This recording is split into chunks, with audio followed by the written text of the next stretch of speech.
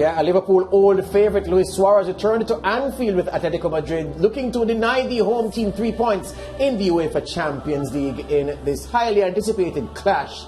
At the end, he would be left disappointed, and the Anfield Reds in full voice after their team delivered another good performance and got an impressive win. Let's take some highlights. Alexander with a first-time cross, and Diogo Jota read it, dealt with it, and put it away. Mane holding off DePaul. Correa trying to come back and help. Alexander-Arnold, Mane! Well, they've flown into a 2-0 lead again. They did it at Anfield on Saturday in the Premier League. They did it in Madrid. Between Atletico Madrid and Porto, to see who finishes second, I think. And here is Jota, who has such a knack for finding space in real goal-scoring positions. Defenders seem to switch off and ignore him. Well, look, that will be checked. Alright, so that third goal we can tell you was chalked off because of an offside call. Wafer thin the margin was. Jota just a half step, if so much, ahead of the last defender. So 2-0 is how it ended. Atletico, of course, finishing with 10 men after Felipe was red carded in the first half. And Simon Evans, our European-based correspondent, is still in his seat at Anfield. Simon, we know you may be cold, and we're going to get this over with so you can retreat to the warm confines of the stadium. But from where you sat, run the rule over Liverpool's performance for us. Yeah, very impressive from the outset. I mean, Liverpool only really needed a point tonight to be sure of getting through to the knockout stage, but there was definitely victory on their mind from the outset. They were on the front foot right from the word go, early goal, and clearly the better side, 73% possession they had. And Atletico never really in the game. Yeah, and what a difference between two games, Simon. If you go back to the first game between these teams at the Wanda Metropolitano, where Atletico, they were combative, they were pugnacious, they were rather good, and were really unfortunate to come out of that game losing after going down to 10 men. The performance today didn't bear any resemblance to that fighting, high-quality team. What happened? Were Liverpool so good as to neuter Atletico, or did Simeone just not have the pieces to play as well as he did the last time? Yeah, I think the latter, really. I mean, Liverpool certainly started off very, very well, and Trent Alexander-Arnold creating both those goals was looking back to his best. But, you know, Atletico, he just didn't seem right tonight. They didn't seem to have the levels of intensity. They didn't seem to be closing down the spaces. I mean, look at the room that Liverpool are getting in those areas there. You don't expect that from Atletico Madrid. So, yeah, I think, you know, some absences that they paid for there, and they didn't really create much at all. Yeah, Simon, just one more. The first goal for Liverpool, I was in the SportsMax zone room with my colleagues, and I was cursing the quality of the defending. Three defenders, three men across the back of the defense. Jota was there. Three of them were holding the line. Then all of a sudden, two men were walking in one direction, the third man gazing. And I think that's symptomatic of what Atletico's afternoon was. Not in sync, not coordinated, not switched on and concentrating. And Liverpool made it look easy because they were so efficient and they were so on point. Yeah, it was an excellent ball in from Trent Alexander-Arnold, you're right. But absolutely, the defence, we don't expect that from Atletico Madrid. That should be meat and drink to them, that kind of ball. And they get caught frozen there and indecisive. And, yeah, I think, you know, to get out of this group now, they've got Porto in front of them, they're a point behind them. They've got some work to do if they want to continue into this competition this year. Yeah, and as you say that, Simon, do you feel that this Liverpool team, after topping their group and, you know, advancing to the knockout round, they have all the pieces and the momentum, the energy and everything to win this year's Champions League? Yeah, absolutely they have. And, you know, it's a cliche to say about how special nights are at Anfield under the lights in European football and so on, but, you know, they love it here. They love this competition, and they have a real feeling for it. And, now they've got these 2 games spare in the group. Really, that allows them to focus on the Premier League until we resume the knockout stage at the end of February. So it's ideal for them really to mount a challenge on both fronts. Yeah, last season, Simon, we spent months dissecting Liverpool's lack of potency up front, with Mane going through periods of, lacking in form and so on. But the last time Liverpool scored fewer than 2 goals in a match was way back in August in a 1-1 draw with Chelsea in the Premier League. Since then, we've seen them hit 5 goals in a match 3 times and many 3-goal efforts. It seems everything is clicking at the moment. Yeah, it looks back to its best. And Jota's that addition that they didn't have last time they won this competition, so they're not totally reliant on that three, and only with Origi as backup. They've got Jota there, and they've got players who can come into the rotation, and I think a much better squad than when they won the competition 2 years ago. So they haven't lost a game this season. I don't think they've lost a game since April, when they lost in the quarterfinals of the Champions League to Real Madrid. So it's a really impressive run of form from Liverpool, and they're definitely in the conversation.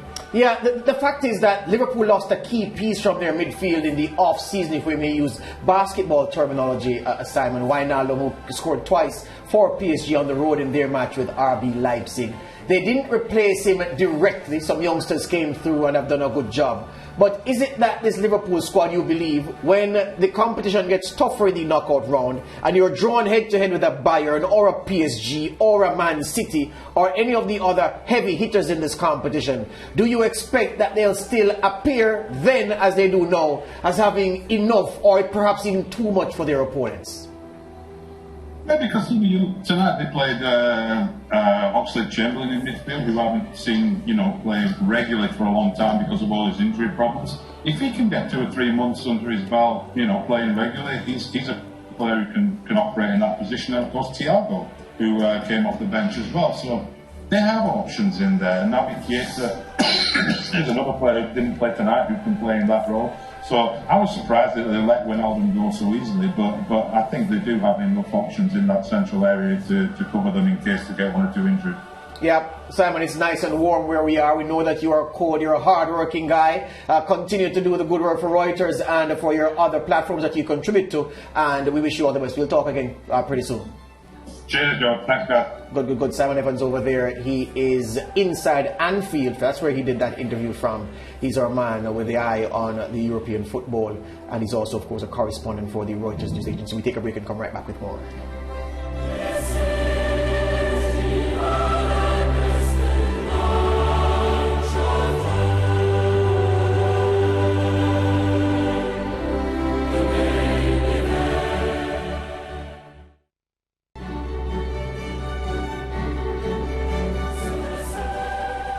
We're still talking football in this condensed version of the SportsMax Zone for this Wednesday, and we continue our midweek UEFA Champions League look-in. And Real Madrid, 13-time champions of the UEFA Champions League, they are up against Shakhtar Donetsk. And let's go to those highlights now. Trying to wriggle through, and the shot from Alan Patrick's in the post. It's a really good effort.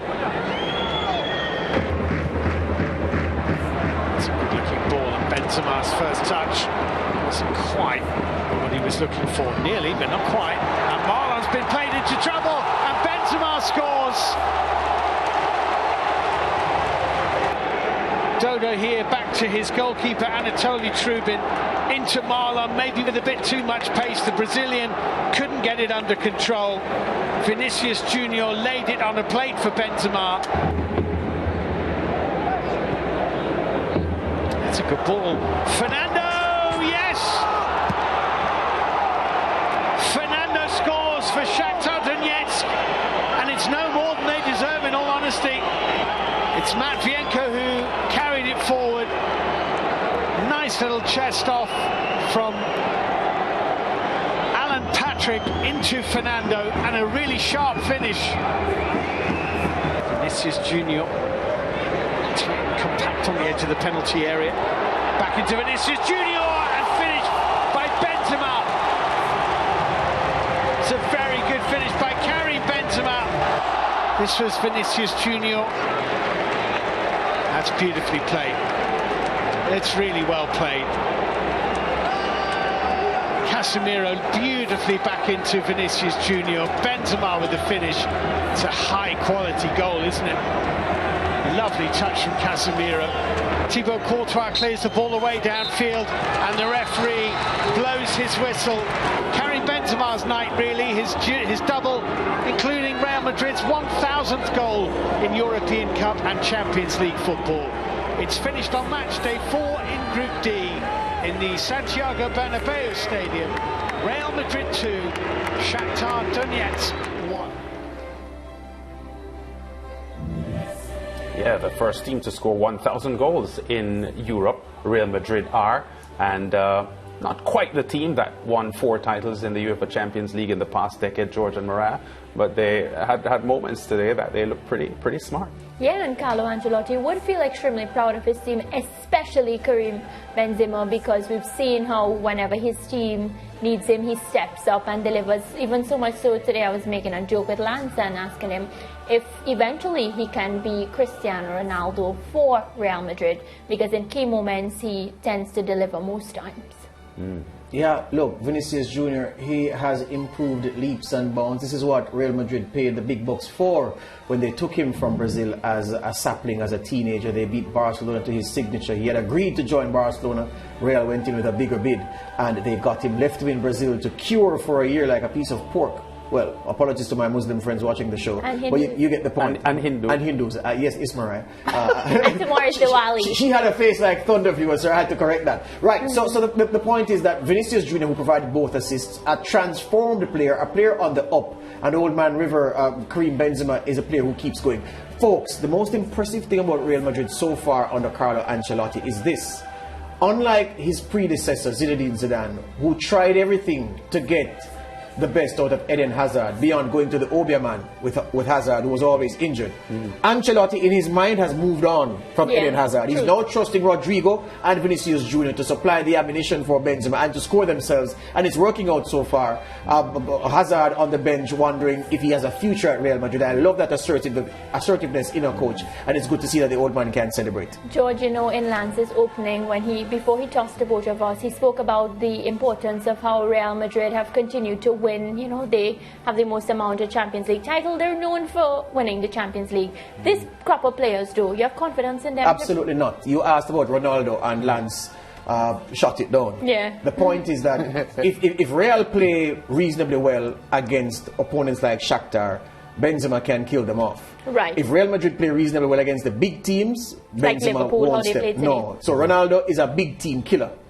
Benzema will kill everybody else. Small teams. Yeah, and George, you made the point just now. Ancelotti, I think he did make a statement to the media some weeks ago that Hazard is on the outside. If he wants to get in, he'll have to earn his spot. So let's move now to the game that started the show. We had highlights on the top and the opening of the SportsMax zone today. RB Leipzig against PSG, a 4-goal game. Let's see how that one went. Leipzig have gone a goal up in their last 2 games, at home to Brugge and away to PSG, only to be beaten on both occasions. And they gave us plenty of thrills on matchday 1, and they might be in on matchday 4 straight away. Donnarumma has to save, and they've kept it out somehow again. Danilo can just drop back in if that's the case. Here's a chance, and it's gone in, and Leipzig have the lead. Nkunku against his former club. There might be another one here. Nkunku. Hakimi only half stopped him. That has to be a penalty, and it is. Andre Silva was held on to. Only yellow for Danilo. No doubt about the spot kick. Maybe doubt about the colour of the card. Andre Silva with a chance to make it 2-0 Leipzig. Saved by Donnarumma. Just the man you want in goal to stop a penalty. Di Maria. Neymar. Mbappe. There's the square. There's the finish. Turned in for his first PSG goal by Gini Wijnaldum. It's pretty much the first chance they've had. And from Di Maria, Marquinhos with the header. Leipzig claim offside, and the flag does go up to stop Wijnaldum celebrating a second. This is really tight. I'm not sure which defender it is. It's either Mukiele. I think it's Mukiele. Yeah. And it is a goal. Doesn't need to check that because it's a matter of fact. The lines have gone in. And Wijnaldum was just the right side of the defensive line, and he has headed PSG into a 2-1 lead for 2-2 right at the end in Leipzig. And he does it. And he is dead-eye from the spot. That was cool. That was quality.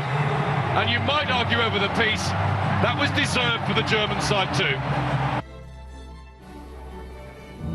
Well, you saw the time on the clock there, 90 minutes, and that's how close PSG were to getting 3 points from that fixture. Of course, this is Group A where Man City is in, and I think, you know, for sure PSG will be kicking themselves at how that one turned out. Not to say that Leipzig didn't earn the share of the points. They definitely earned the share of the points, Lance. The way that they were able to respond to PSG every time they fought back, I felt as if, you know, RB Leipzig, I wouldn't have even been shocked if they didn't come away with a win today. Well, they threw the game away because, as the commentator said at the end, that it was well, at the least they deserved to draw the game. Yeah.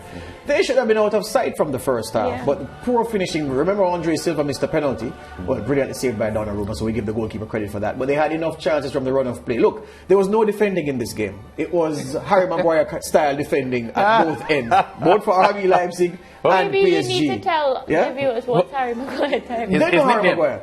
His nickname, George. Harry Maguire. Harry Maguire, yeah. So, yeah, it was and look, this Group A in the Champions League, it's been high octane because the defending, all four clubs have put a premium on attacking. City is the best based on their structure and their pattern of play, the best team defensively because everybody defends. The 10 outfield players defend, so they have a better defensive system. But they have given up 7 goals in that's the point in the 4 matches they've played. Because it's been so high octane, some lavishly talented attackers in this group for the respective teams, and nobody plays really good, convincing defense. It's a thrill to watch, but RB Leipzig will kick themselves. How did we lose this game? That's the inquest that's probably going on in Germany right now inside their dressing room. Yeah, when you say that though, PSG on the other hand, George, were a minute away from getting 3 points. Yes. So they will also feel, even though in the body of the game they were lucky to have been in the position they were, they would have thought in the 90th minute that they should have been able to hold it. And can I say this to you again?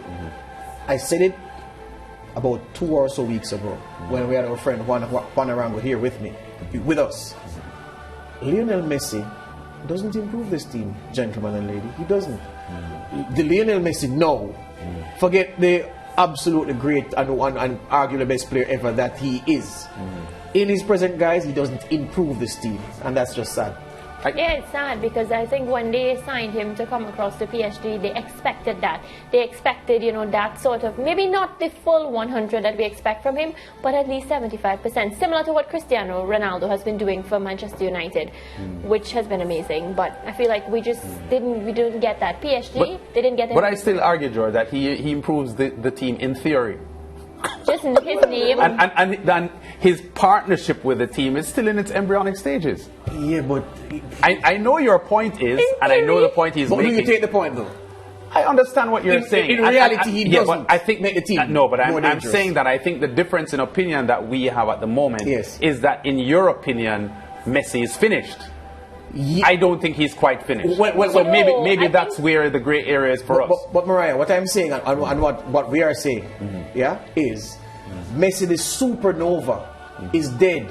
Messi, a very good player, still exists.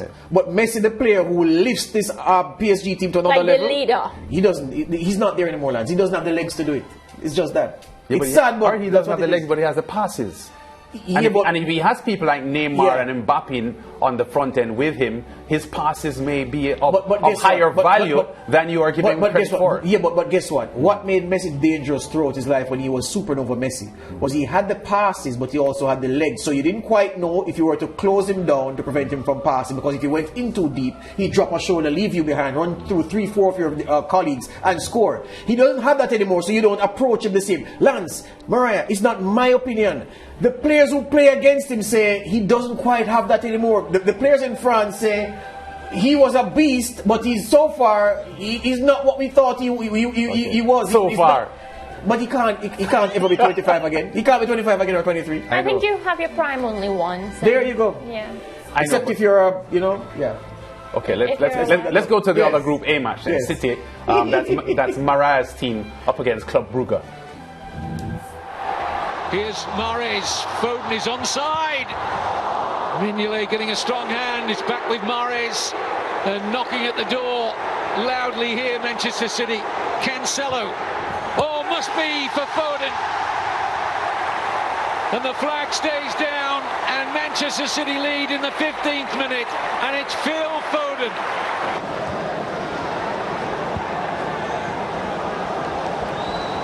This is Vorma. Free header in there, and Ederson across to make the save, but it's an own goal from John Stones. And Bruges, what a reply. They have equalised. De Ketelaere with a free header there, 3 City defenders around him. There's the Van Aken shot, and when it was held back in, Stones diverted it into his own net. Gundogan, good looking pass to Mahrez. Oh, and he pokes it into an area where there's no Manchester City shirt. Picked up by Cancelo. And a free header! And where, oh where, did the Club Brugge defence melt away to? Foden. Ilkay Gundogan must be 3, is 3. Raheem Sterling with a tap in. Lovely run from Gundogan. And then head up, sees the picture and sees that Sterling has the tap in. Taken on nicely here, and it drops for Jesus, and City do put the gloss on it with a 4th. Another goal for a substitute. Sterling earlier, now Gabriel Jesus. It's a little bit harsh on Club Brugge, who've now conceded 9 goals in the 2 group games against Manchester City.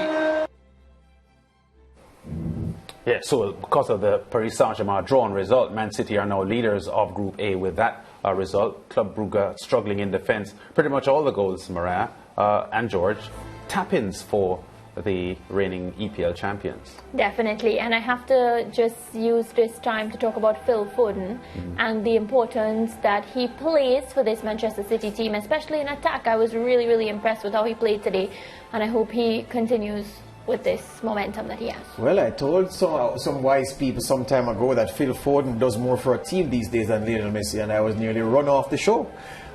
You weren't in that because you didn't attack me on that point. But I'm just saying, let's credit Guardiola here for the team that he's creating. Folks, this is a team that just scored 4 goals in the UEFA Champions League with no central striker on the pitch. The closest they have to that, well, he can play number 9, although he didn't today, is Gabriel Jesus, who was weaned as a number 9. But the fact is, this man won a Premier League title with that system, and now he is setting the place alight with that system again. This is a system, a strikerless system, that was pioneered in recent times by the former Roma coach Luciano Spalletti. You remember very much, Lance, the same Roma team that went to Old Trafford and got 7 from Manchester United in that game. With Carrick and Evra and Ronaldo and people scoring. That was a team that had no striker, but they had lit up the Serie A and European competition with that formation. The same Manchester United perfected that, took it to another level with Tevez, Rooney, Ronaldo and Berbatov in the team. And now Guardiola has taken it to another level. There are so many danger men in this side. He doesn't need a central striker to win big competitions. That's what big coaches do. They put their imprint on teams and on games. And I was very impressed by this Manchester City team. And it's hard for me to say that as a Manchester United fan. Yeah, and I actually don't see them making any sort of changes. You know, every time they lose a game or they draw, everybody brings up that striker issue, George and Lance. They bring up the, the need for that number 9 and whatnot. But I feel like for Pep, he listens to it, but he sees it as noise because he knows that it has worked for him before, and he's definitely hoping that it can again. Yeah, I remember Brent Sancho throughout last year expressing concern over City trying to win the UEFA Champions League without that number 9. I detect in his recent analysis that he he may be softening his position a little bit now because City are looking pretty fluent in their current system and looking to have the kind of quality that could win the UEFA Champions League. I don't think there are many who would be brave to bet heavily against Man City winning, but it's still an open tournament, so let's see what happens in the coming months. Full results from the UEFA Champions League today: Manchester City 4-1 over Club Brugge, 2-2 PSG at RB Leipzig, Liverpool winning at home 2-0 over Atletico Madrid, Porto 1-1 at AC Milan, Sporting 4-0 over Besiktas, Shakhtar Donetsk beaten 2-1 at Real Madrid, and Sheriff, they were beaten 3-1 by visiting Inter Milan. Back with more on the SportsMax Zone after this.